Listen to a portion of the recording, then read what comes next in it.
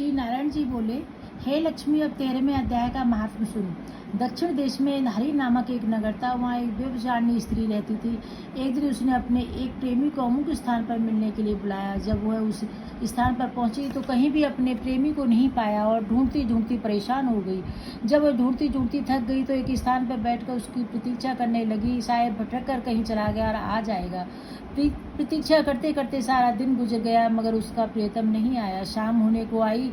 वह उसका नाम ले लेकर पुकारने लगी। तभी भटकता हुआ उसका प्रेमी आ गया और दोनों में प्रेमालाप में लीन हो गए। तभी एक शेर वहां आ गया, जिसे देखकर दोनों भयभीत हो गए। शेर ने गणिका से कहा, अरे गणिका, मैं तुझे खा जाऊंगा। इस प्रकार कहकर उसने गणिका को खा लिया। तब देवदूत गणिका को धर्मराज के पास ले गए। धर्मराज ने हुक्म दिया, इसे चांडालिनी का जन्म दे दो। नारायण जी बोले, हे लक्ष्मी, इस प्रकार उसने गणिका की देह त्याग चांडालिनी की देह पाई। कई दिन बीते। एक दिन वह नर्मदा नदी के तट पर घूम रही थी। वहाँ क्या देखा कि एक साधु गीता के 13वें अध्याय का पाठ कर रहा था। उस चांडालिनी ने भी सुना। जब अध्याय सुन लिया तो उसके प्राण छूट गए और उसने देवदेही पाई। आकाशीय विमान आया, जिस पर बैठकर वह बैकुंठ को चले।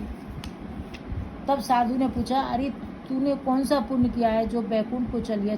चांडाली ने उत्तर दिया, हे संत जी, इस पाठ को सुनकर ही मैं बैकुंठ को चली हूँ। हे लक्ष्मी, श्री नारायण जी बोले, यह 13वें अध्याय का महात्म्य है। जो प्रीति के साथ पढ़ते सुनते हैं उनका फल कहा नहीं जा सकता। इतना ही नहीं, यदि कोई अनजाने में भी इसका पाठ करे या सुने तो वह परम धाम को प्राप्त होता है। बोलो सच्चिदानंद भगवान की जय।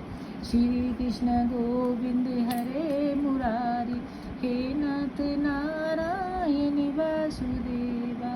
श्री कृष्ण गोविंद हरे मुरारी, हे नाथ